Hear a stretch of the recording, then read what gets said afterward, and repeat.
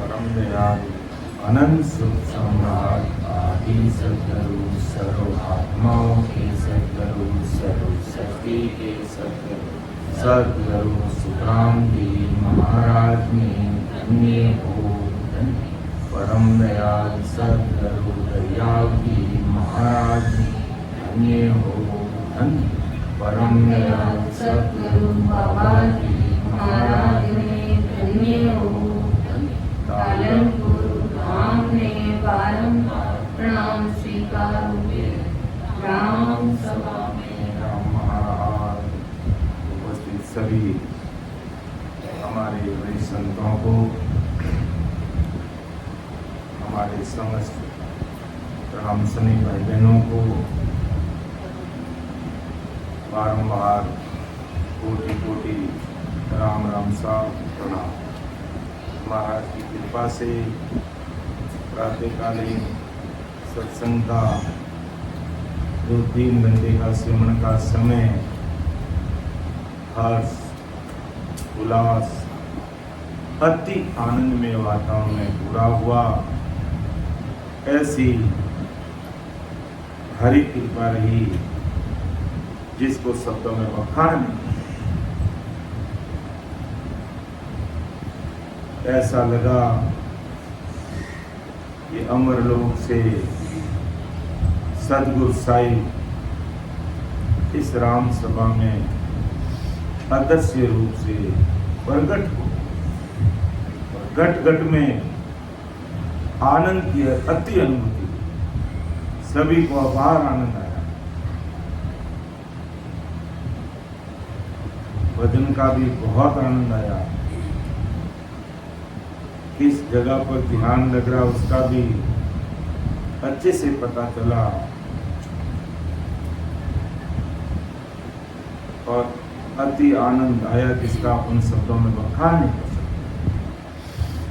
परम दयाल अनंत सुख सम्राट आदि सद्गुरु सुखराम जी महाराज से यही अरदास करते हैं, यही विनती करते हैं कि ऐसी कृपा सदैव समस्त भाई बहनों पर बने रहे, जिससे हम आपकी कृपा से इस प्रकार सत्संग, सिमरन, सेवा और ज्ञान चर्चा सुनते हुए इसी जन्म में भूसागर से पार।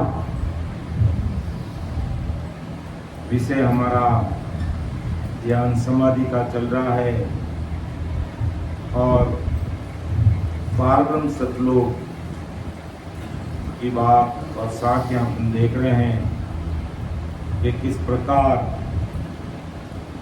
पारब्रह्म सतलोक में प्रवेश करते हैं, कौन सी चीजें साथ में रहती है तो पारब्रह्म में हम प्रवेश नहीं कर पाते, कौन सी चीजों को हम छोड़ेंगे तब हम पारब्रह्म सतलोक में प्रवेश करेंगे। कैसी अनुभूति आती है, कौन कौन सी चीजें पीछे छूट जाती है और कौन कौन सी चीजें हमारे साथ में रहती है, वो सारी चीजें इन पारब्रह्म सतलोक की साखियों के माध्यम से आज अमर लोक में विराजते हुए परम दयाल अनंत सुख सम्राट आदि सद्गुरु सुखराम जी महाराज हमें निमित्त बनाते हुए आप सारी साखियों का खुलासा करें। हमें बड़े धैर्य के साथ में, विषय थोड़ा गहरा है लेकिन सबके लिए समझना जरूरी, क्योंकि यहाँ आते आते ध्यान की स्थिति ऐसी बन जाती है कि हमें कुछ पता ही नहीं चलता, क्योंकि हमारा नवतंत्र लिंग शरीर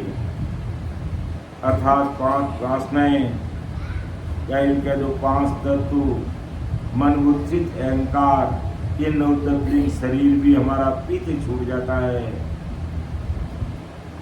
तो फिर चित्त चैतन्य और निरुद्ध के द्वारा,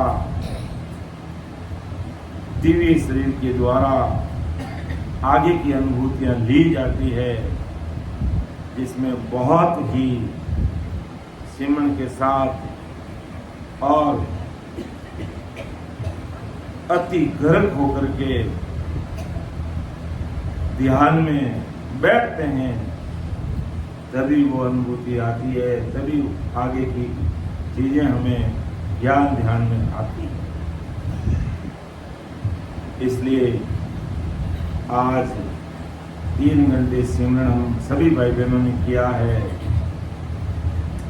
सबको कहीं न कहीं अनुभूति जरूर, आप चाहे उसका खुलासा कर सकते हैं, एक दूसरे में बता सकते हैं अपने अनुभव की बात।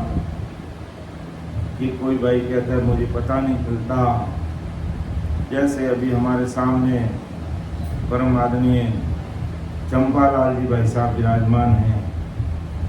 इन्होंने कहा कि मुझे कुछ भी मालूम नहीं पड़ता है, जो रोज भजन हो रहा है, प्रेम आता है, महाराज की भारी कृपा हो रही है, वीर व्याकुलता के साथ सिमरन करते हैं और अति आनंद की स्थिति बन जाती है, लेकिन मुझे मालूम कुछ नहीं पड़ता। तब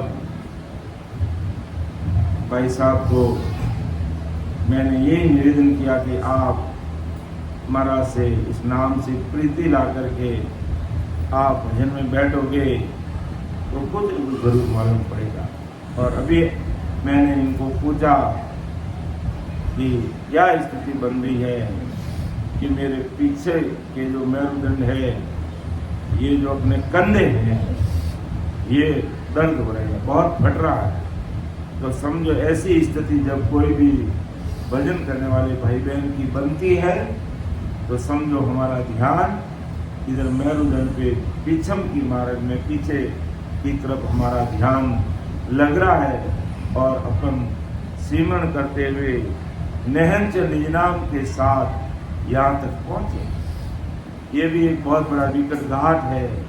कई भाई बहन कहते हैं कि कई दिनों तक यहाँ पर बहुत दर्द होता है, असहनीय दर्द होता है, लेकिन हार नहीं मानते, बराबर सिमरन में लगे रहते और भजन करते हैं। तो यहाँ से अपन आगे पीड़ा पिंगला सुखना के द्वारा त्रिपुटी में हमारा ध्यान आगे आ जाता है। तो अब जब हमारा ध्यान मेरुदंड पर लग रहा है, यहाँ पर शब्द की अनुभूति आ रही है, यहाँ पर अपार दर्द हो रहा है, तो इसका अगला भाग हमारा त्रिपुटी रहता है। तो हमें त्रिपुटी में ध्यान लगा करके भजन करेंगे तो महाराज की कृपा से बराबर प्रेम प्रीत से सिमरन करने से हमारा ध्यान मेरुदंड से त्रिपुटी में आ जाएगा और धीरे धीरे हमारे जो कंधों में दर्द हो रहा है, हमारे कंधे फट रहे हैं या पीछे में कोई दर्द हो रहा है, ये धीरे धीरे खत्म हो जाएगा और फिर पीड़ा पिंगला सुखना के द्वारा हमारा ध्यान त्रिपुटी की तरफ आगे बढ़ जाएगा और त्रिपुटी में हमारा ध्यान आएगा, वहाँ की अनुभूति अलग आएगी और भजन करेंगे तो अपना आप वो पता चल जाएगा और वो आगे का आप बता सकते हैं कि त्रिपुटी में मेरा ध्यान आती कैसी स्थिति बनी है, किस प्रकार का खिंचाव हुआ है, कहाँ पर दर्द हो रहा है, वो सब बातें पता चल जाएगी। तो इस प्रकार हम भजन करेंगे तो और आगे से आगे बढ़ेंगे। तो इसी प्रकार और भी कई राम समय भाई बहनों ने जहाँ अपना ध्यान था उससे आगे के स्थान पर हमारा ध्यान बढ़ा होगा और नहीं बढ़ा है तो हमें और 2 घंटे 3 घंटे 4 घंटे सिमरन में रात और दिन लगे और भेद विधि से भजन की विधि से महाराज ने जो भजन विधि बताई है उसी के अनुसार हमने सिमरन किया और आज अधिकतर भाई बहनों ने उसी के साथ भजन विधि के हिसाब से सिमरन किया और अंदर की सांस पर ज़्यादा ध्यान दिया। इसी का परिणाम है कि हमें अपार आनंद की अनुभूति हुई। ये प्रैक्टिकल कह रहा हूँ कि अपन अंदर की सांस पर विशेष ध्यान लगाएंगे तो अति आनंद की अनुभूति होगी और अंदर ही आनंद आएगा। लेकिन अंदर में जब अंदर की सांसा के साथ ध्यान नहीं देते हैं तो अंदर की अनुभूति आती नहीं। बाहर की संसार की तरफ ध्यान लगाते तो बाहर की मायावी जगत की अनुभूति होती है। तो हमें मायावी आनंद नहीं चाहिए, हमें अंदर है जो आत्मिक सुख चाहिए, परमात्मा के घर का आनंद चाहिए, राम जी का घर का आनंद चाहिए। तो ऐसा अरदास विनती करके हमें नित्य प्रतिदिन ये 5 दिवसीय सत्संग कार्यक्रम कल पूरा होने जा रहा है। तो घर जाने के बाद भी आप सत्संग का लाभ इसी प्रकार सिमरन का लाभ लेते हैं। इसके बाद में हमारा जो सत्संग कार्यक्रम है वो चित्तौड़गढ़ में रहेगा। ग्रुप में मैंने काफी ग्रुप में तो भेज दिया और बाकी प्रत्येक राम सनेक को एक राम सनेक को मैंने भेज दिया है। 22 तारीख को हम चित्तौड़गढ़ पहुंचेंगे। कोई भी भाई बहन इधर अपन के जयतारण है, रायपुर है, चूटा के आसपास कोई भी राम सनेक भाई बहन वहाँ पहुंचना चाहे तो पूरी सुविधा, रहने के लिए रूम वगैरह सब सुविधा रहेगी सबके लिए। और इतनी गर्मी है इसलिए वहाँ पर एसी की सुविधा रहेगी, सब एसी रूम रहेंगे। तो आप आराम से इधर नज़दीक से हरिपुर स्टेशन से अगर बर स्टेशन पे गाड़ी रुकती है तो हमारे श्याम जी से पता कर लेना। श्याम जी और मैं टीम है, ये चित्तौड़गढ़ पहुँचने वाले हैं, तो सभी साथ कर लें तो बियाऊ से बैठ सकते हैं। हरिपुर रायपुर अगर गाड़ी रुकती है वहाँ से बैठ सकते हैं। और यहाँ से तो कितना 4-5 घंटे का रास्ता होगा चित्तौड़गढ़ का। 4:30 पौने 5 बजे चित्तौड़गढ़ गाड़ी उतार देगी। तो इस प्रकार जो भी लाभ लेना चाहे तो वहाँ 22 तारीख को पहुँच जाएंगे और 26 तारीख तक का कार्यक्रम चित्तौड़गढ़ में रहेगा। और उसके बाद 26 से हम भीलवाड़ा पहुँच जाएंगे शाम को। फिर 27 और 28 को सुबह उत्सव करके वहाँ से फिर हम वापस रवाना हो जाएंगे। 28 तक हमारा कार्यक्रम रहेगा। जो भी भाई बहन इस प्रकार 3 घंटे 4 घंटे 5 घंटे जो सिमरन का लाभ लेना चाहते हैं, सत्संग करना चाहते हैं, तो वहाँ पूरी रहने की, पीने की, खाने की सारी व्यवस्था रहेगी। और इस गर्मी को देखते हुए सभी एसी की सुविधा रहेगी। तो सब जरूर उसका लाभ ले लें, ऐसा सभी से निवेदन रहेगा। क्योंकि सिमरन के बिना आनंद आ ही नहीं सकता। अपन केवल ज्ञान चर्चा करते रहेंगे, केवल ज्ञान को सुनते रहेंगे तो ठीक है, ज्ञान सुनने से हमारे शरीर को सुख मिल जाएगा, हमारे कानों को सुख मिल जाएगा, लेकिन आत्मा को सुख तभी मिलेगा कि जब हम इस ज्ञान को सुनकर के ज्ञान विधि के द्वारा, ज्ञान के द्वारा आत्मसात करेंगे। अंदर में आत्मसात, अंदर में भजन करेंगे, अंदर की सासा के साथ सिमरन की विधि के अनुसार बैठ करके भजन करेंगे। तो वास्तव में कब है जो 3 घंटे का समय निकल गया पता ही नहीं चला। 3 घंटे का समय कैसे चला, कैसे निकला, कैसे बीता, पता ही नहीं चला। और जहाँ तक कोशिश है बिल्कुल एक ही आसन पर बिना डूले, बिना बोले, बिना अंगों को मोड़े, ठीक है कोई एक आधी बार पैर को इधर उधर कर दिया तो मैं नहीं कह सकता, बाकी एक आसन पर इतना तो आनंद आया और ऐसे समय निकला जिसका कोई मतलब अंदाज नहीं लगा सकता। इतनी आनंद की अनुभूति होती है। तो इसका आधार स्तंभ क्या है? सिमरन है। सिमरन ही सार है, बाकी मिथ्या जो है। और महाराज ने भी आज्ञा कर दी अपन सब भाई बहनों को सिमरन करने के लिए, सिमरो बेग विलमना कीजे, सतगुरु आज्ञा कीनी, सांसो सांस रटो आरसना, राम भजन गोदीनी। ये रचना जीव राम भजन के लिए दी है। ये लपालप करने के लिए, बातचीत करने के लिए, पंचायती करने के लिए, चटक मटक खाने के लिए नहीं दी है। ये रचना राम जी का नाम रटने के लिए दी है। और रटना कैसा?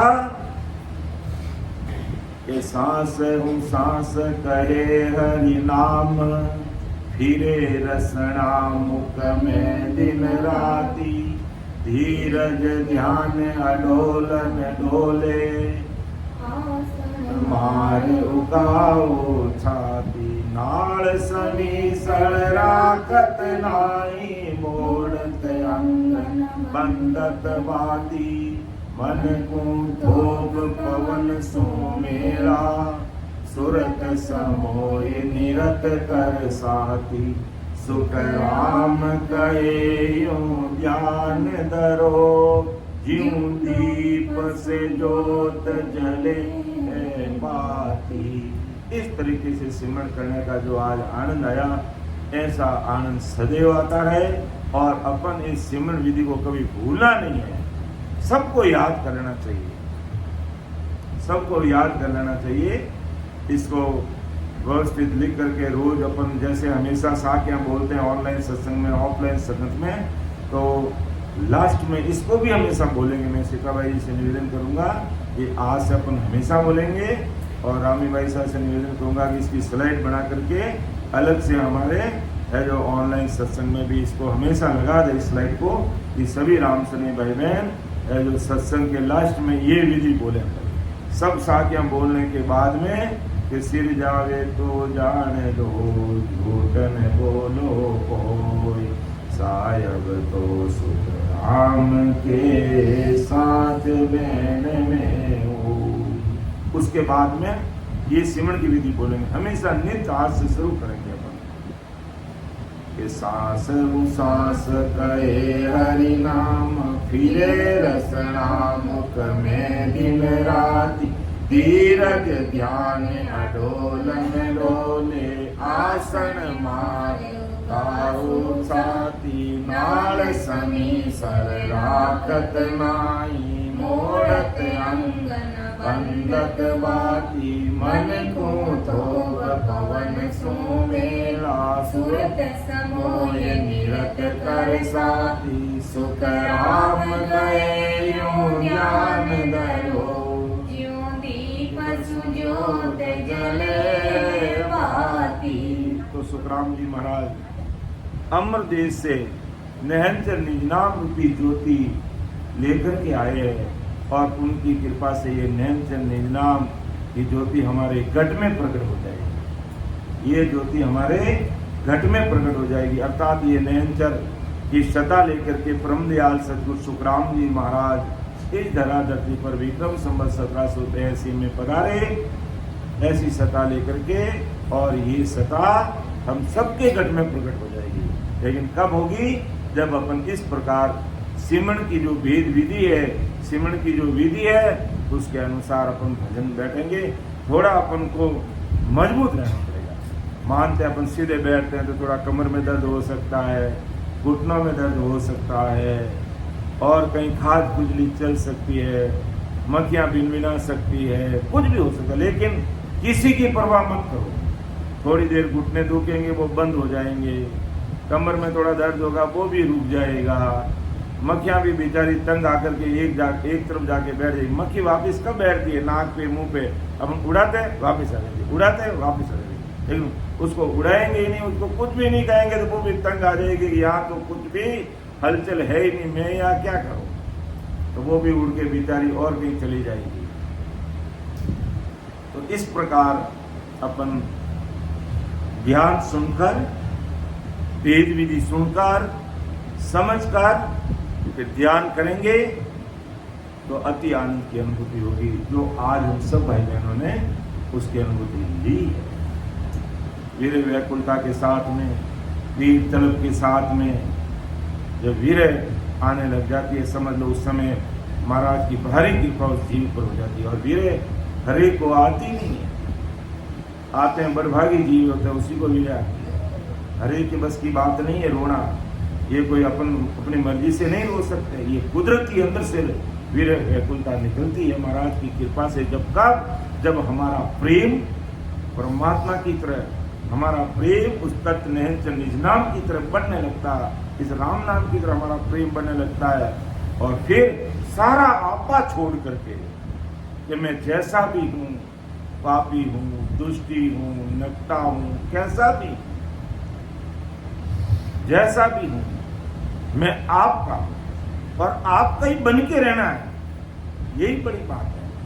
आनंद की अनुभूति तभी आएगी, आनंद की अनुभूति तभी आएगी कि हम आपके बन के रहेंगे, कहीं रॉन्ग नंबर डायल नहीं करेंगे, कैसा भी जीवन में उतार चढ़ाव आ जाएगा तो भी कहीं इधर उधर ध्यान नहीं देंगे। ध्यान देंगे तो महापुरुषों के शब्दों पर देंगे, गुरु ज्ञान पर देंगे, गुरु महाराज की वाणी क्या कह रही है। और शरणा किसका है?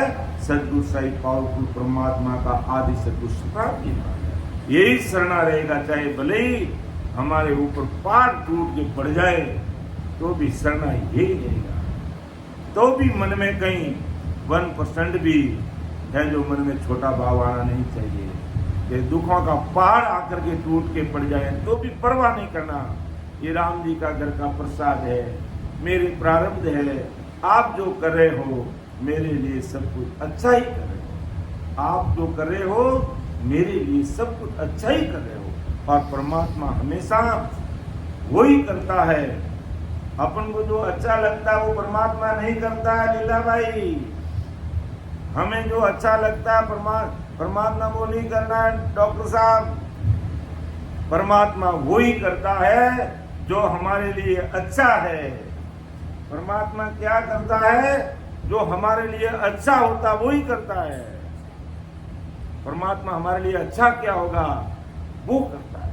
हमें अच्छा लगता है वो नहीं करता परमात्मा इसके लिए क्या बात अच्छी हो सकती है वो ही करता है। अपन को पता नहीं रहता है। अपन तो जाने अनजाने में परमात्मा में दोष निकालने लग जाते हैं कि राम जी आपने मेरे लिए क्या कर दिया। और मैं जो कर रहा हूं तेरे लिए अच्छे के लिए कर रहा हूं। कभी अपन दृष्टांत भी सुनते हैं और एक वो दृष्टांत मुझे याद आ गया। ध्यान समाधि का विषय चल रहा है लेकिन फिर भी जो बात देखो कैसे राम जी जो करते हैं वो अच्छा ही करते हैं। राम जी जो करते हैं वो अच्छा ही करते हैं। जो करते हैं वो अच्छा ही करते हैं। एक तो अपने गौतम दास मेहना की बात है, उसके कांटा चुभिया तो कितना अच्छा किया, राम जी से उसका मिलाप हो गया, परमात्मा से मिलाप हो गया और उसने चोरी करना सब कुछ छोड़ दिया। एक तो बात ये भी लंबी कहानी है। और उसके अलावा एक दृष्टांत और जो मैं भी बोलना चाहता हूँ। एक राजा था और एक राजा के साथ में उसका आदमी था है जो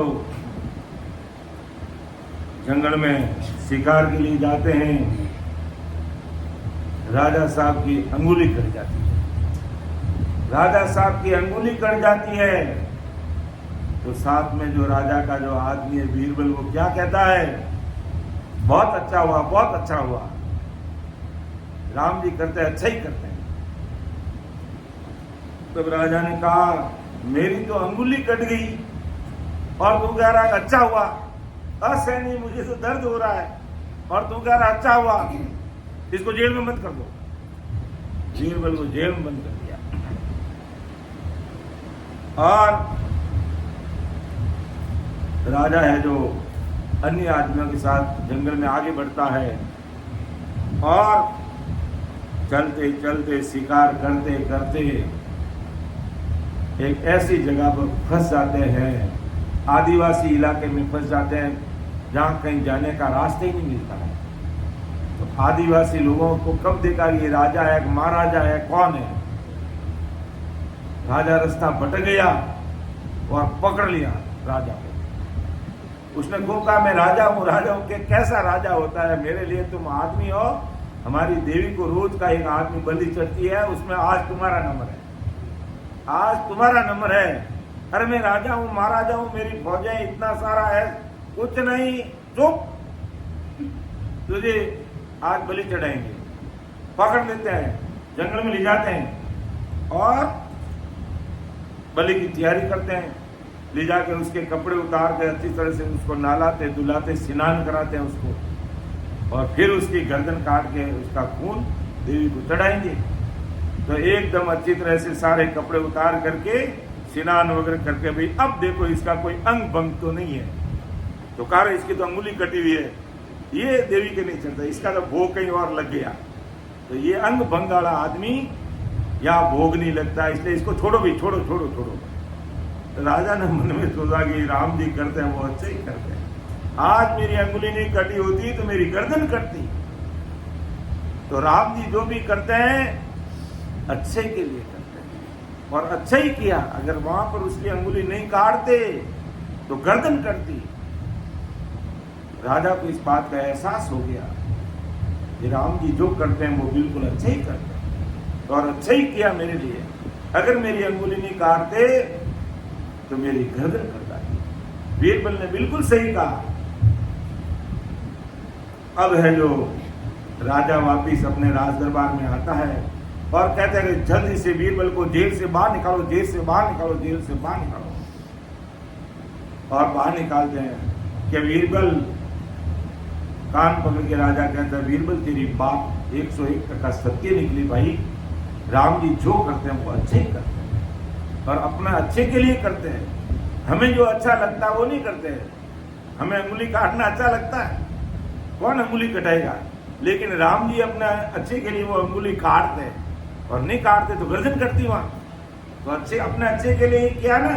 राम जी ने कहा बीरबल को बाहर निकालो, तो कहा बीरबल ये तो बात मेरे समझ में आ गई कि मेरी राम जी मेरे लिए अच्छा ही किया, लेकिन मैंने तुझे जेल में डाल दिया और तुझे खटमल खाए होंगे, मच्छर खाए होंगे, और बहुत मुश्किल से तूने रात बिताई होगी। ये तेरे लिए अच्छा नहीं हुआ। यो राजा, ये तो तुम्हारे से भी बहुत अच्छा हुआ, क्योंकि मेरा कोई अंग भंग नहीं था और वहां पे मुझे बलि का बकरा बनाते वहां, और वहां आपकी जगह मेरी गर्दन करते। इसलिए राम जी ने मेरे लिए बिल्कुल बहुत अच्छा किया।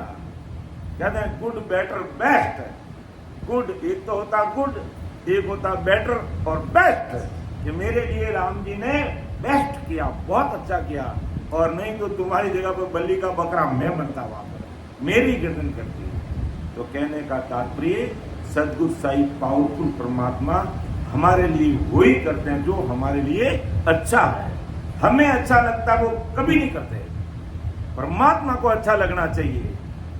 हमें अच्छा लगता है, हमें अच्छा लगता है कि मेरे तो ये चीज होनी चाहिए, जबकि वो होती नहीं है। परमात्मा उस समय देते नहीं है। तो परमात्मा को पता है कि ये चीज दे दी तो ये इसका कबाड़ा कर देगी। इसलिए राम जी हमारे लिए वही करते हैं जो हमारे लिए अच्छा होता है।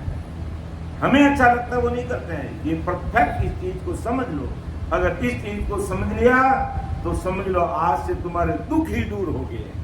आज से तुम्हारे सारे दुख दूर हो गए। भगवंता में धन्य हो धन्य। क्योंकि दुख किस बात का है? दुख किस बात का है? मान लो अभी सत्संग के बाद भोजन प्रसादी रहेगी, हमें कुछ भी मालूम नहीं है कि क्या सब्जी बनेगी, क्या सब्जी है, क्या चीज है, कुछ भी मालूम नहीं है। कुछ भी मालूम नहीं है, लेकिन हमें तो अच्छा कुछ और लगता है। लेकिन परमात्मा को अच्छा ये तुम्हारे लिए अच्छा नहीं है। तुम उधर सटक मटक में रह गए तो नींद लोगे बैठे बैठे, तो तुम्हारे लिए अच्छा कैसे होगा? इसलिए वही सब्जी बनेगी। और देखो मैं तो हालांकि मुझे नहीं कहना चाहिए, हमारे साथ में चटक मटक करने वाले टिटोकड़े वरिष्ठ संत भी है, ऐसा मुझे बोलना तो नहीं चाहिए।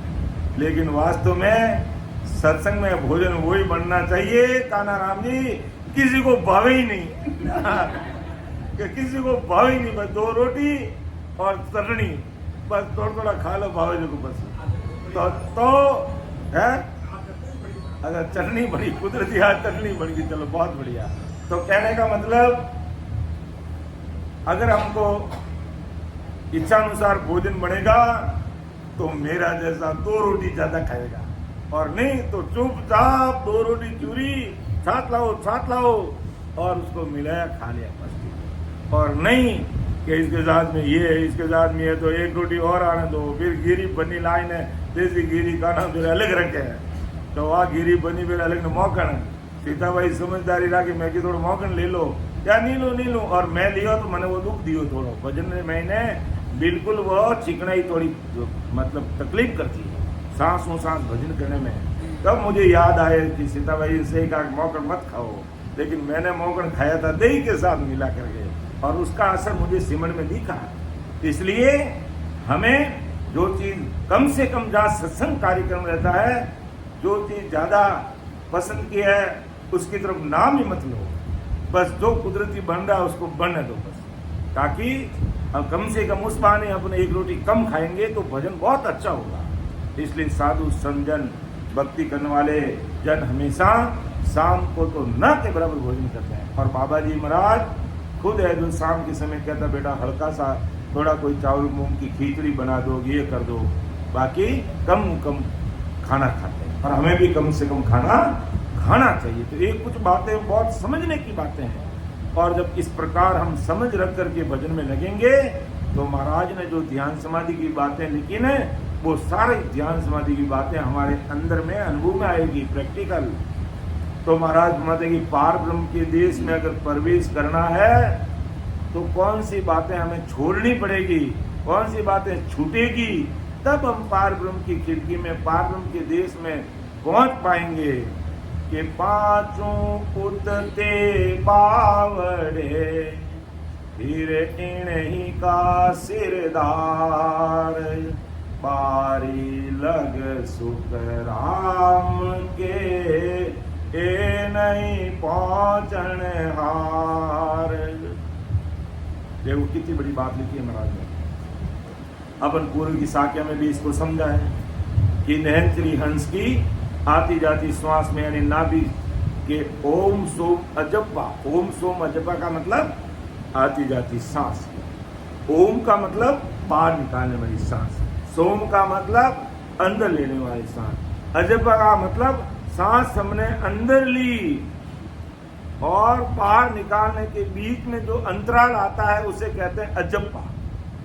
तो उस समय कोई जाप नहीं होता, इसलिए उसको अजब्बा कहते हैं। और बाकी सामान्य भाषा में अपन अजब्बा कहते हैं, बिना जाप भजन हो जाता है, उसको अजब्बा बोलते हैं। बिना के सिमरन होने लगे, एक शाब्दी करते हैं। लेकिन यहाँ पर ओम सोम अजब्बा, देखो महाराज ने पूरी एक साखी लिखी बिटल राव को समझाने के लिए कि ओम अजब्बा संग करे सोम सासा जान, रोम मोरट जीव सोम धरे बीच में आण, धरे बीच में आण तबे ने अंचर आवे, इण छके बिन मेल पीट राखवे न पाव, सुख रामदास एकटा मथे नाम में आ, ओम जपो संग करे सोम श्वासा जान। ओम अजपो संग करे सोम सासा जान, ररो ममोरट जीव सुन धरे बीच में आण, धरे बीच में आण तबे नयनचर आवे, इन छक्के बिन मेल पीटरा कदे न पावे। कितनी बड़ी बात लिखी है महाराज कि ओम अजपो संग करे, यानी ओम सोम और अजपो तीन चीजें, और फिर रकार मकार पांच चीजें। तो ओम सोम आती जाती सांस और अजब्बे के साथ में, आती जाती सांस जैसे मैंने सांस को अंदर लिया तो वापिस अंदर लेते ही तो निकलनी जरूर नहीं होगी, थोड़ा तो अंतराल आता ना, भाई मैंने पूरी सांस को अंदर खींचा, अब वापिस निकालते समय बीच में जो एक दो सेकंड हमारी सांस रुकती है उसे बोलते हैं अजब्बा। तो ओम सोम के ओम अजब्बो संग करे सोम सासा जान, ओम अजब्बो संग करे सोम, यानी ओम सोम और अजब्बा का संग करके ररो ममोरट जीव सुन, यानी इन तीनों का संग करके आती जाती सांस में ररो, धरे बीच में आण, किसके बीच में, आती जाती सांस के बीच में रकार मकार को रटते हैं, तब नहंचर आवे, इन छक्के बिन मेल पीट रा कर।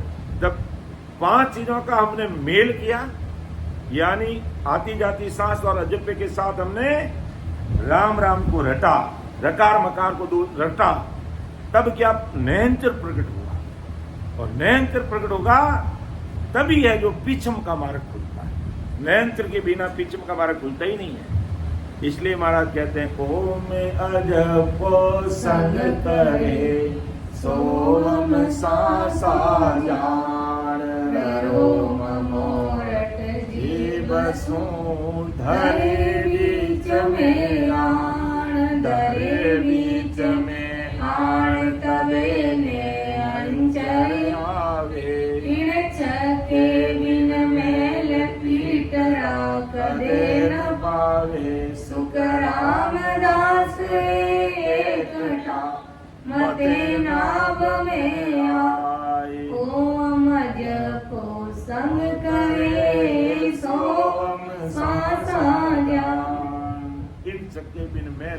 पीटरा कदे न पावे इन सके भी। तो कौन 6 चीजें कौन कौन सी होगी डॉक्टर साहब? 3 तो हो गया ओम, सोम और अजपा, 2 रकार मकार, और 6ठी चीज कौन सी आ गई? नैन चरा गया। तो इन सके बिन मैल पीटरा कदे न पावे। तो कितनी ज्ञान ध्यान समझ की बात है। यही बात महाराज ब्रह्मदयाल सदगुरु सुखराम जी महाराज फरमाते हैं कि ओम सोम अजप्पा तथा राम राम के मुख सिमरण का आभास भी उसको नहीं रहता है कि नैनचरी हंस को आती जाती श्वास अर्थात नाभि में ओम सोम अजप्पा तथा राम नाम के मुख सिमरण का आभास भी उसे नहीं रहता। कब नहीं रहता? जब वो बाहर ब्रह्म की बारी खोल के उसमें प्रवेश कर जाता है, तब की स्थिति महाराज कहते हैं। तो सुख लेने के 7 स्थानों, 2 आंख, 2 कान, 2 नाक के छिद्र, 1 मुख जो है, ये 7 का आभास भी उसको नहीं रहता है। 5 उठते बावड़े, फिर इन्हीं का सिरदार, 5 उठते बावड़े, यानी ये 5 उठ जाते, बावड़ जाते हैं, अलग हो जाते हैं। और इन्हीं का सिरदार, इन 5 तत्वों का, 5 विषयों का सरदार कौन है? इसको लगाने में मन है। तो ये भी पीछे बारी लग सुखराम के ये नहीं पहुंचना, ये बारी के आगे ये नहीं पहुंच सकते हैं। तो महाराज फरमाते इन 7 मुख लेने के स्थानों, 7 सुख लेने के स्थानों से संबंधित मस्तिष्क के मन और बुद्धि, सुखमना के चित्त और चेतने इस पार की बारी में पीछे रह जाते हैं। ये सब पीछे रह जाते हैं, यानी 5 विषय भी पीछे रह जाते हैं। क्योंकि 9 तत्लिंग शरीर हमारा कहाँ रह जाता है? शिव ब्रह्म से पहले। ये शिव ब्रह्म कहाँ है? शरीर में हमारा ये जो ताड़वा है ना, छोटे बच्चे रहता है वो हमको पता चलता है ताड़वा। कोई 2 महीने 4 महीने का बच्चे को आप देखना, यहाँ पर ऐसा लगता है जैसे कोई वो धड़कन करता जैसे। तो ये ताड़वा है, ये शिव ब्रह्म का स्थान है। और इसको शास्त्रों में सहस्त्र दल कौन कहते हैं, 1000 पांव का कौन कहते हैं इसको। तो ये हमारा यहाँ है शिव ब्रह्म। इस शिव ब्रह्म से पहले निरंजन निराकार का देश है, निराकार। तो निराकार और शिव ब्रह्म के बीच में हमारा 9 तत्व, यानी 5 तत्व का ये शरीर कह दो, 5 विषयों का ये शरीर कह दो, ये पीछे छूट जाता है। अब कहेंगे भी 5 तत्व का शरीर भी कह दो, 5 विषयों का शरीर भी कह दो, ये एक साथ ऐसे क्यों बोलते हैं कि 5 तत्व का शरीर कह दो, 5 विषय का शरीर कह दो, ये 5 इंद्रियों का ये शरीर छूट जाता है। क्योंकि सब एक दूसरे से जुड़े हुए हैं। कैसे जुड़े? जो कल की सत्संग में मैंने आपको बोला भी था, बताया भी था, लेकिन वापस इसको देख रहा हूँ। जैसे 5 तत्व कौन कौन से हैं? 5 तत्व कौन कौन से हैं? आकाश, वायु, अग्नि, जल और पृथ्वी, ये 5 तत्व हैं। अब 5 तत्व है तो ये 5 विषय भी इनके आधार पर ही है। 5 विषय इनसे जुड़े हुए हैं। जैसे आकाश के साथ कौन सा विषय जुड़ा हुआ है? शब्द। याद रखना, देखो बहुत समझ की बात है। आकाश 5 तत्व, 5 विषय, 5 इंद्रिया, अगर कह दो तो तीनों एक ही चीज है। क्योंकि आकाश का मतलब कौन से विषय वासना से जुड़ा है? शब्द से। वायु किससे जुड़ी हुई है? स्पर्श से, कि भाई किसी को टच करना, तो वो किससे जुड़ी है? वायु। अग्नि से कौन है? रूप है, अग्नि से रूप। और जल से रस, और पृथ्वी से गंध। तो ये 5 तत्व हो गए, ये भी पृथ्वी, जल, अग्नि, वायु, आकाश। और 5 विषय हो गए, शब्द, स्पर्श, रूप, रस और गंध। और अब ये जो 5 विषय हैं, हम हमारे शरीर के कौन कौन से अंगों से भोगते हैं, इनका सुख लेते हैं। तो देखो, शब्द का सुख अपन किससे लेंगे भाई? शब्द किससे सुनेंगे? कान से, कान इंद्री से। तो शब्द किसका प्रतीक हो गया? कान इंद्री का। यानी कान के द्वारा अपन शब्द सुनते हैं। और शब्द कौन से तत्व का है? आकाश का। तो आकाश, शब्द और कान, ये तीनों एक चीज, ये हमें समझना चाहिए। आकाश, शब्द और कान। फिर है वायु तत्व। तो वायु तत्व का है जो विषय कौन सा है? स्पर्श, स्पर्श इंद्री का सुख। और स्पर्श इंद्री का सुख हम किससे लेते हैं भाई? हम किससे स्पर्श करेंगे? किससे करेंगे? त्वचा से ही करेंगे ना, हाथ से करेंगे। या हाथ लगे तो त्वचा के हाथ लगा रहा, त्वचा के द्वारा ही हाथ लग रहा है। तो किसके द्वारा हो रहा? हमारे शरीर में स्पर्श का सुख हमें किसके द्वारा मिलता है? त्वचा के द्वारा। फिर है अग्नि। अग्नि का विषय कौन सा? रूप, रूप। और रूप अपन किससे देखते हैं? किसी का रूप देखना तो किससे देखेंगे? आंखों से देखेंगे। किससे देखेंगे? आंखों से, यानी कि डोले, यानी डोले का मतलब आंखें ही है। ये डोलों से देखेंगे ना, क्या डोला हूँ डरका है लड़की की बोले है तो मैंने की याद नहीं आ रहे। तो ये डोले यानी आंखें, आंखों से अपन क्या देखते हैं? रूप देखते हैं। और रूप है तो कौन से तत्व का प्रतीक है? अग्नि का तत्व। तो वायु, स्पर्श और त्वचा, अग्नि, रूप और आंखें। फिर है जल, तो जल का स्पर्श 5 विषय में कौन सा विषय आता है? रस। और वो रस हम किससे लेते हैं? जीभ से लेते हैं, मुंह से लेते हैं, जीभ इंद्री से। तो इस प्रकार फिर पृथ्वी, पृथ्वी से हम क्या लेते हैं? गंध, सुगंध। कोई सुगंध आएगी तो पृथ्वी से ही आएगी ना। फिर लेते किसे? शरीर का कौन सा अंग काम करेगा? नाक। तो ये इंद्रिया, 5 इंद्रिय होगी, कान, त्वचा और डोले यानी आंखें, जीभ और नाक। ये 5 विषयों के सुख लेने के हमारे शरीर की इंद्रियां हैं, ये हमारे शरीर के अंग हैं। तो कान कौन सी विषय वासना का सुख लेता है? बोलो, अभी मैंने बताया शब्द। भाई कान में क्या सुनेंगे? शब्द सुनेंगे। और शब्द कौन से तत्व का प्रतीक है? आकाश का। फिर त्वचा से अपन कौन सा सुख लेंगे? स्पर्श का, किसी को स्पर्श करना। और स्पर्श किसका है? वायु का। फिर आंखें क्या देखती है? कौन से विषय देखती है? रूप। और रूप किसका प्रतीक है? अग्नि का। फिर जीभ किसका? कौन सा विषय? रस। और रस किसका प्रतीक है? जल का, जल तत्व का। और फिर नाक के द्वारा क्या लेते हैं? गंध। तो नाक, गंध और पृथ्वी। तो इस प्रकार जो अभी बात हमने यहाँ पर देखी थी कि भाई है जो इस प्रकार ये जो 5 उठते बावड़े, फिर इन्हीं का मन सरदार, बारी लग सुखराम के ये नहीं पहुंचन। हाँ, कि बारिश तक ये आगे, बारिश से आगे नहीं पहुंचते हैं, बारिश से पहले ही रह जाते हैं। कौन रह जाते हैं? हमारे 5 तत्व, हमारे 5 विषय, हमारी 5 इंद्रियां। 5 इंद्रियां कह दो, 5 तत्व कह दो, 5 विषय कह दो, तीनों एक दूसरे से जुड़े हुए ना। आकाश का मतलब क्या? शब्द। शब्द का मतलब क्या? कान। याद रखना, देखो मुझे भी पूरे याद नहीं है, लेकिन अभी टेस्ट ले रहा हूं वापिस, किसको याद आता कि नहीं आता। यानी आकाश का मतलब शब्द, और शब्द का मतलब कान। फिर वायु का मतलब स्पर्श, स्पर्श का मतलब त्वचा। और फिर वायु के बाद में अग्नि, अग्नि का मतलब रूप, और रूप का मतलब आंखें। और उसके बाद में जड़, जड़ का मतलब रस, और रस का मतलब जीवड़ी, जीव। लेकिन महाराज के मारो तो राम रस पिए तो उनकी लागे ही नहीं गए। बड़ियो जस क्यों नहीं लीजे रे, मना मुख तो राम रटीजे रे, ना कोई घीसे जीवड़ी रे, ना कोई लागे दाम। अब लास्ट में क्या बचा? पृथ्वी। जल तो हो गया नहीं, जल रस और जीव, जल रस और जीव। फिर पृथ्वी, और पृथ्वी का गंध, और गंध का किससे लेते हैं? गंध, नाक से। तो ये 5 विषय होगी, 5 इंद्रियां होगी, और 5 तत्व होंगे। ये समझना जरूरी है कि जब हम पार ब्रह्म के लोक में जाते हैं तो हमारे 5 तत्व पीछे, हमारी 5 वासनाएं पीछे, कुछ 5 आत्मा भी बोलते हैं इनको, ये भी पीछे, और हमारी 5 इंद्रियां भी पीछे रह जाती है, ये भी इससे पीछे रह जाती है। और फिर चलता क्या है इससे आगे? निजमन और नीति के 7 नेत्र है जो खुल जाते हैं और सिलसिला की रीति को अनुभव देते हैं। यानी निरत, निजमन और निरति आगे चलती है, और हमारा चित्त चेतनी आगे रहता है, बाकी हमारी सूरत भी पीछे रह जाती है। अर्थात ये 5 विषय, ये 5 तत्व, ये 5 इंद्रियां, ये भी पीछे रह जाती है।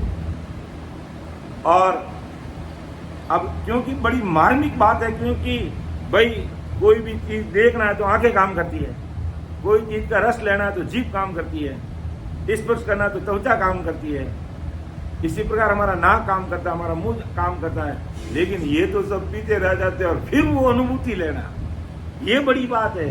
तभी कहते हैं कि यहाँ आते आते हंस, कहते कई भाई बहन अपना अनुभव करते कि हम इतने दिन तक तो हमें पता चल रहा था कि भाई हम त्रिपुटी से 3 ब्रह्म के 13 लोगों की तरफ आगे बढ़े, तो हमें माया के देश में देवताओं के लोक जैसा सुख आया, फिर है जो प्रगति के लोक में हमें प्रेम ही प्रेम आया, और फिर ज्योति के लोक में खूब प्रकार की हमें ज्योति दिखाई देने लगी, अजर लोक में अलग अलग की ध्वनि सुनाई दी, आनंद लोक में एक विशेष प्रकार का नाद जो अति कानों को प्रिय लगता है ऐसा हमने सुनाई दिया, और बजर लोक में ब्रह्म चैतन्य का सुख हमने लिया, और ऐसा सुख मिलता जैसे स्त्री सुख लेते संसार में, वो बिना कि ऐसा स्त्री सुख उसमें बजर लोक में आने लग जाता।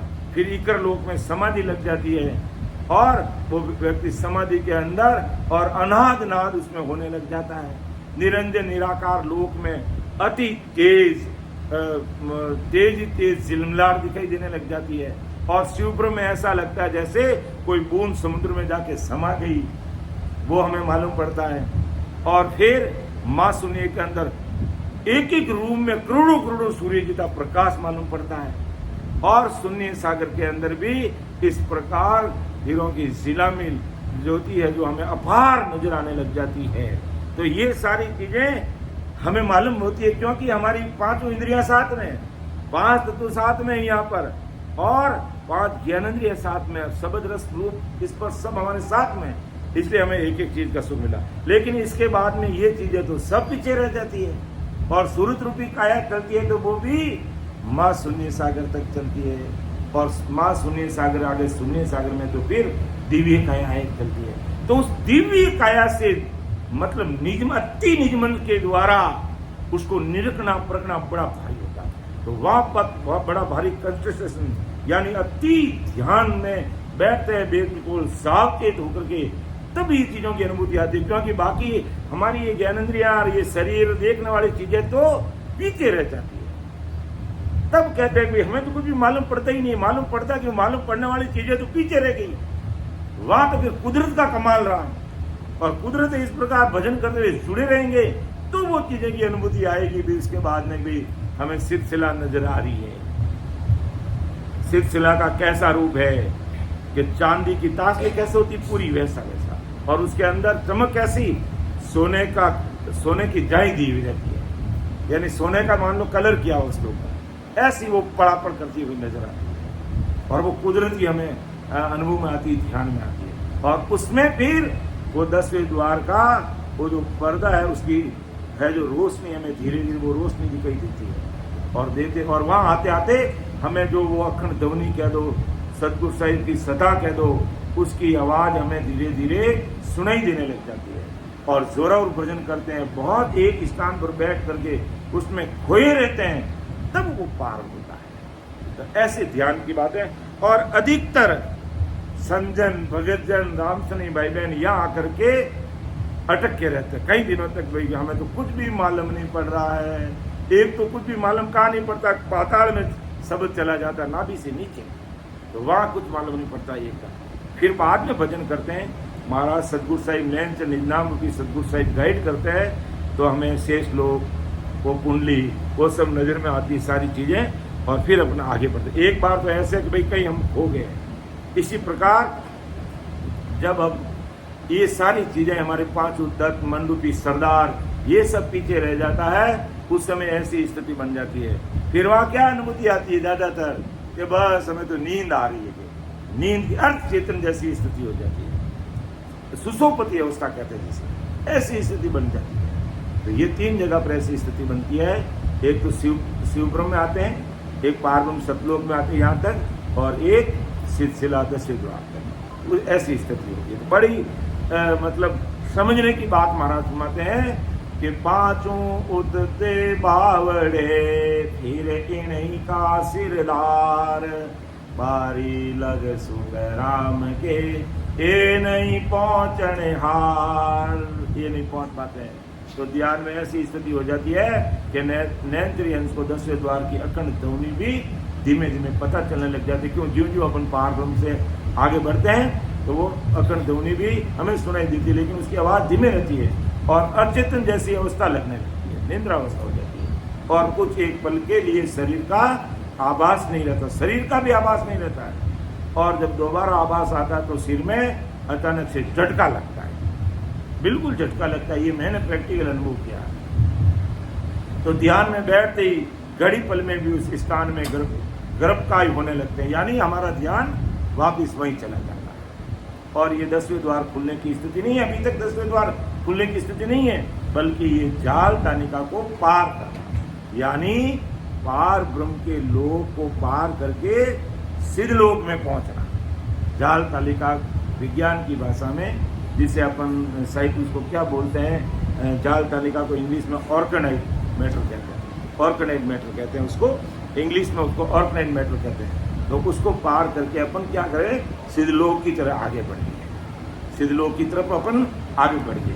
तो ब्रह्मांड के नीचे की शून्य से, ब्रह्मांड के जो नीचे की शून्य से मध्य की शून्य में पहुंचने की अवस्था है, यानी पार ब्रह्म सिद्धलोक से सिद्धलोक की तरफ बढ़ना। तो 10वां द्वार खोलने के लिए दड़ तानिका के ऊपर अनंत शून्य एपिडुल स्पेस में पहुंचना होता है, यानी हमें जब 10वें द्वार को खोलना होता है तो जो हमारी दड़ तालिका, जिसे अपन कहते हैं महाराज की भाषा में उसको सिद्ध शिला बोलते हैं, विज्ञान की भाषा में उसको दड़ तानिका बोलते हैं, और अंग्रेजी में उसको क्या बोलते हैं, ड्यूरा मैटर बोलते हैं, ड्यूरा मैटर। तो इस प्रकार महाराज कहते हैं कि ये 5 विषयों के साथ में अपन रहते हैं, 5 तत्व 5 इंद्रियों के साथ में रहते हैं, तब तक वहां नहीं पहुंचा जाता है, और वहां पहुंच जाती ये सब पीछे रह जाता है। एक साथ अपन और लेते हैं, समय होने जा रहा है कि दुर्लभ दीठा जोर सो ऐसो घाटन कोई, शिव शक्ति सुख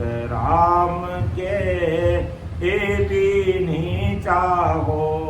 पार ब्रह्म की खिड़की के नीचे ये शिव और शक्ति का लोक तो नीचे रहता है, ज्योति लोक तो बहुत नीचे रह जाता है, और शिव ब्रह्म का लोक तो इससे कहीं पहले रह जाता है पार ब्रह्म से, यानी ये शिव ब्रह्म का लोक है और पार ब्रह्म का लोक तो इससे आगे है। तो ये शिव ब्रह्म का लोक, और फिर यहाँ से माँ माया का, प्रगति का और ज्योति लोक जो शक्ति का लोक, वो भी नीचे रह जाते हैं।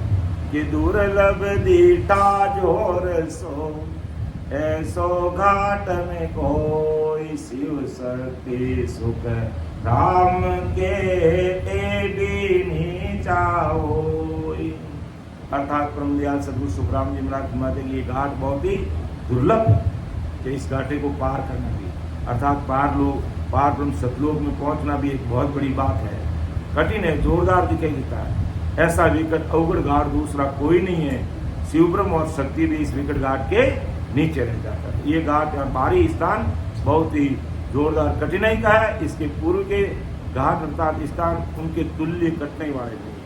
हमने मेरुदंड को भी पार किया, हमने त्रिकुटी को भी पार किया, तो भी इतनी कठिनाई नहीं आती है जितनी कठिनाई इस पार ब्रह्म की बारी में प्रवेश करने के लिए, पार ब्रह्म सतलोक में पहुंचने के लिए आता है। तो इस बारी के स्थान से आगे नयनत्री हंस का मन और सुरती साथ नहीं रहते, क्योंकि मन रूपी सरदार भी पीछे रह जाता है, और सुरती तो हमारी माँ शून्य तक थक जाती है, वहां से दिव्य रूप बन जाता है। इसलिए अनुभूति को समझ नहीं पाते, समझ नहीं सकते, क्योंकि सुरती और मन रहता तो उससे अपन कोई चीज को पकड़ लेते हैं, लेकिन वो भी पीछे रह जाती है, फिर उस अनुभव को लेना ये बड़ी बात है। और उसके लिए इसमें गर्भकाय होना पड़ता है, इसमें गर्भ होना पड़ता है, एकदम पूरा लगना पड़ता है, तब ये चीजें फिर अनुभव आती है। तो त्रिवेणी की सुखमणा धारा जिसका केंद्र त्रिकुटी घाट, इस सुखमणा के साथ मन और सुरती लग, सुखमणा में है तब तो मन और सुरती है,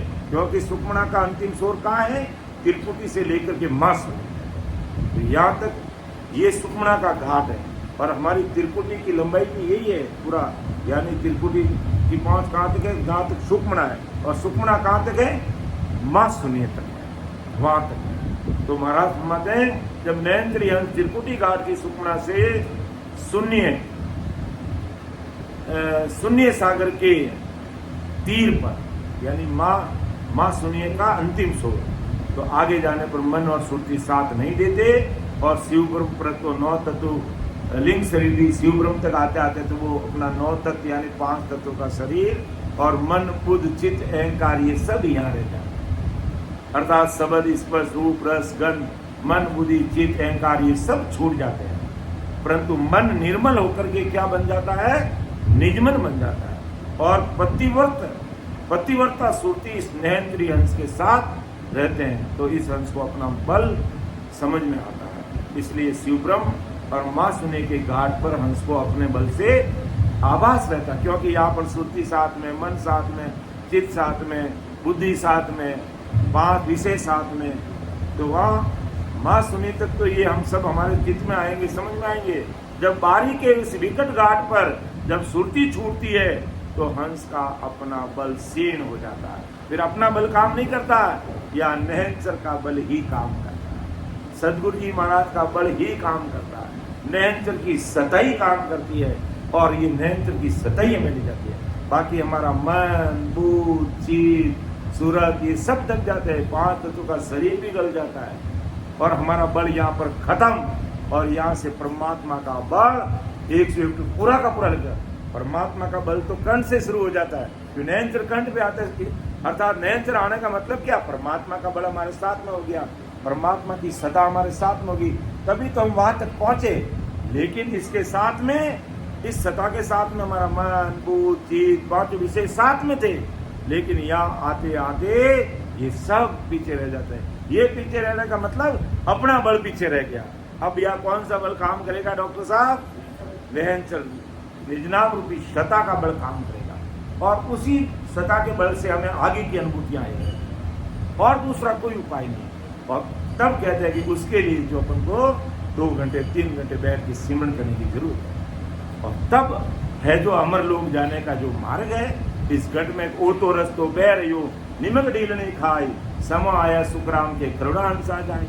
तो ये मार्ग चालू है। ये मार्ग कहाँ पर चालू है डॉक्टर साहब? कहीं बाहर हमारे घट के अंदर है। कहाँ है? हमारे ये रास्ता हमारे घट, वो तो रस्तो बह रही हो निमक, और रास्ता का पहला स्टेशन कौन सा है? कंठ कमल। कंठ कमल से दूसरा हृदय, फिर मध्य सुन, फिर नाभि, फिर गुद्दा घाट, फिर शेष लोक, फिर बंकनाल, फिर 21 सुरपुरे, फिर ये मेरुदंड, कीड़ा पिंगला सुखना के द्वारा त्रिकुटी, फिर 3 ब्रह्म के 13 लोक, और फिर आगे से आगे पार ब्रह्म सतलोक, सिलसिला और 10वां द्वार। ये मार्ग है हमारे शरीर के अंदर का। और इसी मार्ग और इसी स्टेशन के द्वारा अगर अपन इसी स्टेशन एक स्टेशन को पार करेंगे तो हम लोग पहुंच जाएंगे। अब आपको मान लो आपको बर से जयपुर जाना है, तो बर से आप कहाँ जाओगे? ब्यावर। ब्यावर से आप जाओ किशनगढ़, किशनगढ़ के बाद किशनगढ़ अजमेर से पहले आता है बाद में? अजमेर पहला आता है? अजमेर पहला आता है या किशनगढ़ पहला आता? अजमेर पहला आता। तो अपन बर से कहाँ जाएंगे? ब्यावर। ब्यावर से कहाँ जाएंगे? अजमेर। अजमेर से कहाँ जाएंगे? किशनगढ़। किशनगढ़ से हम कहाँ जाएंगे? दूदू। बोल देगा तो फिर बोल दो दूदू। तो दूदू से अपन सीधे कहाँ जाएंगे? जयपुर चले जाएंगे। लेकिन हमारे राकेश जी ने क्या किया कि बर तो पहुंच गए, और बर से है जो भीलवाड़ा चले गए, भीलवाड़ा से चित्तौड़ चले गए। अब जयपुर कब आएगा इनको मुझे बताओ भाई। ब्यावर से हमें सीधा कहाँ चलना है? अजमेर। अजमेर से किशनगढ़ चलना है, किशनगढ़ से जयपुर चलना है। और लेकिन मैं ब्यावर जाकर के भीलवाड़ा चला गया, अर्थात त्रिकुटी तक भजन किया बहुत, और कोई दुखों का पहाड़ आगे टूट पड़ा तो होम जय जगदीश हरे, यानी और जगह टंकोरे बजाने शुरू कर दिए। तो और जगह टंकोरे बजाने शुरू कर दिए तो भाई भीलवाड़ा ही आएगा, चित्तौड़ ही आएगा, जयपुर कहाँ से आएगा? तो कहने का तात्पर्य अमर लोग जाने का मार्ग जो गढ़ में परमदयाल आनंद सुख सम्राट आदि सतगुरु सुखराम जी महाराज ने बताया, इससे पहले बहुतारी संतों ने यही मार्ग बताया। अमर लोग जाने का मार्ग यही है। यूं नहीं कि दरियाव जी महाराज ने कोई मार्ग अलग बता दिया, कबीर साहिब ने अलग बता दिया, दादू साहिब ने कोई अलग बता दिया, एक ही मार्ग है। लेकिन अपन बोलते हैं कि परम दयाल अनंत सुख सम्राट आदि सदगुरु, सर्व आत्माओं के सदगुरु, सर्व सृष्टि के सदगुरु, सदगुरु सुखराम जी महाराज ने धन्य हो धन्य। इतनी सारी उपाधियां क्यों लगा ली?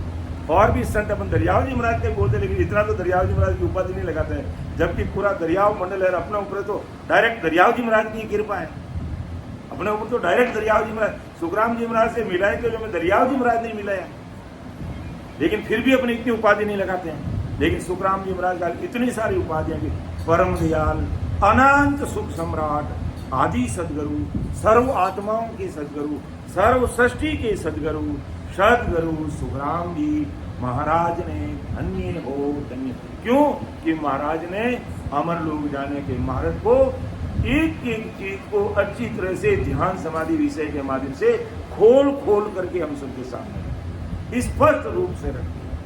और आज इस कलयुग में ऐसे महापुरुषों की सता विद्यमान है, इसलिए इतनी उपाधि है। तो अमर लोक जाने का जो हमारा मार्ग है कमला भाई, इस घट में ही है, इस घट के अंदर ही है। हेली भायर भट के काई, तारे सब सुख घट माई। हेली भायर भट के काई, तारे सब सुख घट माई। हेली घट रो ज्ञान विचारो, थारे गुण बोलन हारो। हेली घट रो ज्ञान विचारो, थारे गुण बोलन हारो। तो महाराज घट की बात करें, महाराज ने मायावी पर्चे कहीं नहीं दिए।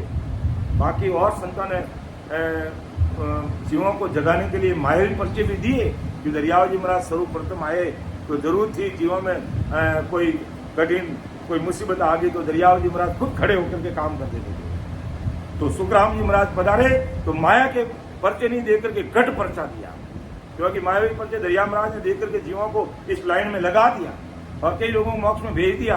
लेकिन सुखराम जी महाराज ने है जो पता डायरेक्ट हाईवे बता दिया कि डायरेक्ट इस हाईवे चलो तुम, और कहीं इधर उधर चलो ही मत, तो तुरंत मोक्ष पहुंच जाओ। इसलिए अपने महाराज को इतनी भारी पृथ्वी लगाते हैं। तो इसलिए नयनत्री हंस को ये घाट बहुत जोरावर और विकट लगता है। कौन सा? 10 पारब्रह्म सतलोक की कृति का। तो जैसे पूर्व में हमें समझा और अनुभव भी किया, नयनत्री हंस को किसी भी प्रकार के वर्णन करने जैसी अनुभूतियां है जो उसको विलुप्त हो जाती है जब उसमें जाते हैं, क्योंकि हमारे 5 विषय और 5 आत्मा कह दो, 5 तत्व कह दो, 5 ज्ञानेंद्रिय कह दो, ये मंडूपी सरदार कह दो, ये सब पीछे रह जाता है। तो साकी संख्या आज हम 226 तक देखी कि दुर्लभ दीटा जोर सो ऐसो घाटन कोई शिव शक्ति सुख राम के भी चाओई। ये शिव शक्ति का सब घोण काल के पहले के जो स्थान सब पीछे रह जाते हैं। तो महाराज फरमाते हैं कि इस प्रकार अपन अपने बल को त्याग करके जहाँ अपना बल छूटता पूरा, वही नेत्र का बल लागू हो जाता है और उसी बल के द्वारा हम परमात्मा के देश में पहुंचते हैं। तो अब अपन सामूहिक रूप से एक पद लेंगे और फिर समापन की तरफ बढ़ेंगे। पद है हरजस पद राग सौट का अवधु ऐसा तत्व विचारिया, ताते काम काज सब सारिया। ऐसा तत्व ऐसा निज नाम को पकड़ो जिससे सब काम काज अपना हो जाएगा। सब काम काज करना चाहते हो दासा, सब काम करना चाहते हो, हमारे संसार का काम भी हो जाए, हमारे शरीर का काम भी हो जाए और हमारे इस आत्मा का काम भी हो जाए। तो वो काम करने के लिए हमें उस तत्व को, उस नैन निज नाम को पकड़ना पड़ेगा जो महाराज ने इस पद के अंदर बताया, और वही पद अपन सामूहिक रूप से बोल रहे हैं। तो हम शुरू करेंगे, हमारे साथ में विमला भाई जी सहयोग करेंगे, हमारे सीता भाई जी का, हमारे सुरजा जी बैठे हैं, आरती भाई, सब ही सामूहिक रूप से सबको बोलना है। तो अवधू ऐसा विचार्या रे, अवधू ऐसा विचार्या काज सब सारिया।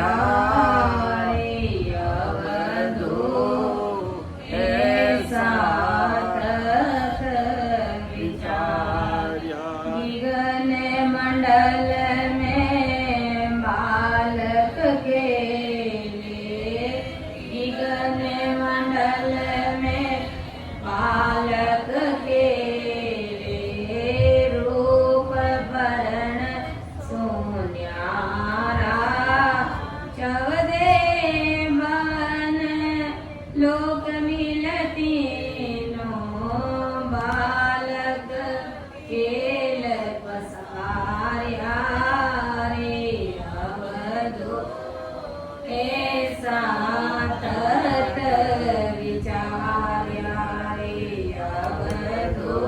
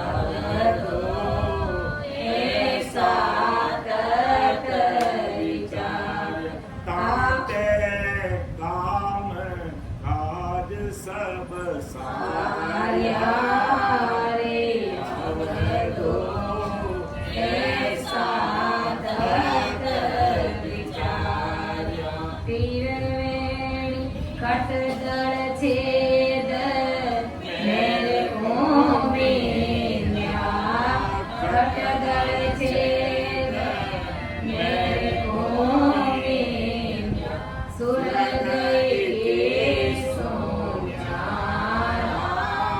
पीरवेणी संत जाय विराजा काल गेर हमारा रे अवधो ऐसा तत विचार्या रे अवधो ऐसा तत विचार्या खाते काम काज सब सार्या रे अवधो ऐसा तत विचार्या रे अवधो ऐसा तत विचार्या लेना बिना निरखिया जाए लेना बिना निरखिया जाए बिन रसना बतलाया रे अवधो ऐसा तत विचार्या रे अवधो ऐसा तत विचार ताते काम काज सब सार्या हे अवधो ऐसा तत विचार साधु कोर तोय दरवाजा साधु कोर तोय दरवाजा जाति ने पुरुष का सारा अनद बुरे अखंड धुन माए माया रूप पसारा रे अवधो ऐसा तत विचार्या रे अवधो ऐसा तत विचार्या काम काज सब सार्या रे अवधो ऐसा तत विचार्या रे अवधो ऐसा तत विचार सोई सुमेरे गेल भाई सोई सुमरे गेल भाई तावे गेल पसारा उगेगा कोई संत सोरवा उगेगा कोई संत सोरवा तन मन से हमारा रे अवधो ऐसा तत विचार्या रे अवधो ऐसा तत विचार ताते काम काज सब सार्या हे अवधो ऐसा तत विचार्या रे अवधो ऐसा तत मन पवना काया बस कीना मन पवना काया बस कीना निर्वे नाम उचार्या जन सुख राम चढ़ता जन ऊंचा जन सुख राम चढ़ता जन ऊंचा पाँच पचे पचवाया रे अवधो ऐसा तत विचार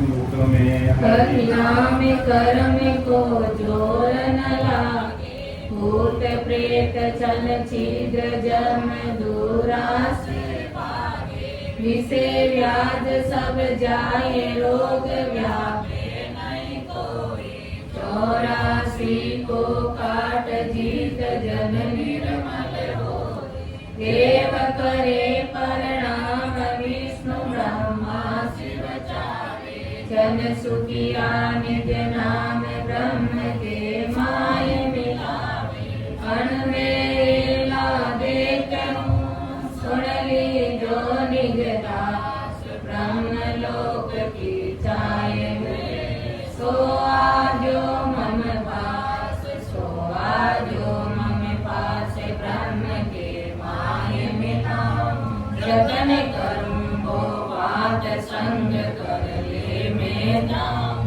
सुख राम के कारण दे धरी जुगवास, अण मेला देखूं सुन ली जो निज दास, मैं वो पाई ज्ञान का और बिनज नहीं कोई, जो तुम चाहो मोसे तो ज्ञान बिनज लो जो, ज्ञान बिनज लो जो, एक कसर राखो मत कोई, जो चाहो सोई ज्ञान आन को, जो मुझे पाए सुख राम स्यादे मार है कोई लेवण अमर लोक ले जावसु, जामे पेरन मेरी बात सुन ली जो नर नार, मेरा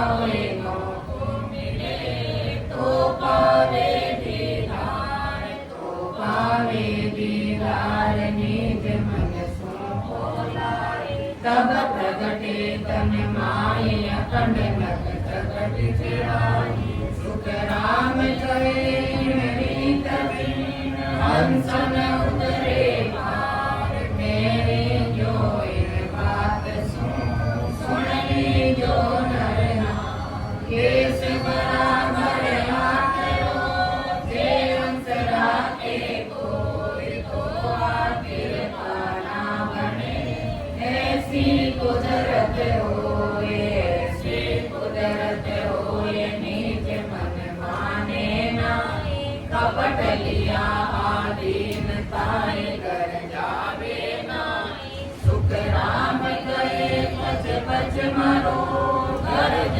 सरे नहीं कोई, केस बराबर हाथ रो जे अंश राखे कोई, मैं सतगुरु आदि का आत्मिका गुरु का, मेरी महिमा गम है क्या जाने जग माय, क्या जाने जग माय, काग बुध ज्ञानी सारा, जे आत्म बिन ज्ञान रात दिन करे विचारा, सुख राम अंश घन अंश में सो बुध चेते नाय, मैं सतगुरु आदि का आत्म का गुरु का, वो तो रस्तो बेर कड़ील नहीं पाए, समोया सुख राम के, थोड़ई हंसा जाए, थोड़ई हंसा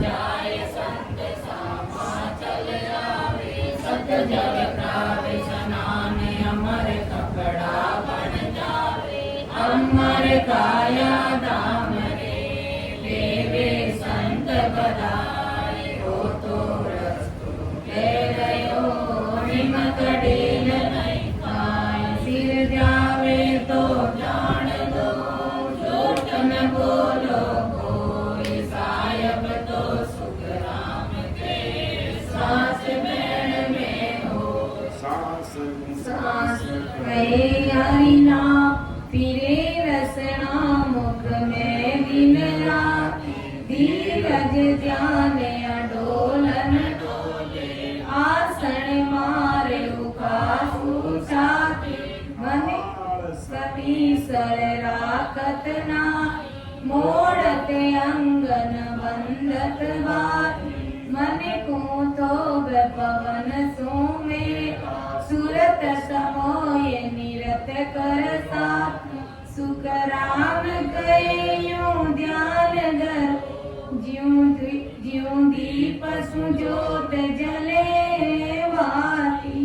राम सद्गुरुदेव धन्य हो परम दयाल अनंत सुख सम्राट आदि सर्वात्माओं के सद्गुरु सर्व सृष्टि के सद्गुरु सुखराम जी महाराज धन्य हो अनंत सुख सम्राट सद्गुरु सुखराम जी महाराज के ज्ञान स्वरूप धन्य हो अयोनी राम जी महाराज धन्य हो सद्गुरु दरियाव जी महाराज धन्य हो सद्गुरु किशनदास जी महाराज धन्य हो सद्गुरु राघोदास जी महाराज धन्य हो सद्गुरु सुखशरण जी महाराज धन्य हो सद्गुरु रामनाथ जी महाराज धन्य हो सद्गुरु रामचंद्र जी महाराज धन्य हो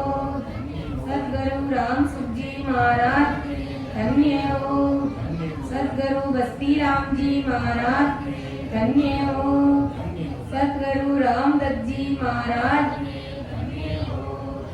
सद्गुरु बाबा जी महाराज धन्य हो केवली भगवंता ने धन्य हो अवर लोका वासिया ने धन्य हो जीवातारण जाज ने धन्य हो मोक्ष के मालिका ने धन्य हो अनंत कोटि सत्स्वरूपी धन्य हो राम सभा में महाराज राम राम सर। सभी राम सनी भाई बहनों को राम राम सर। सबको राम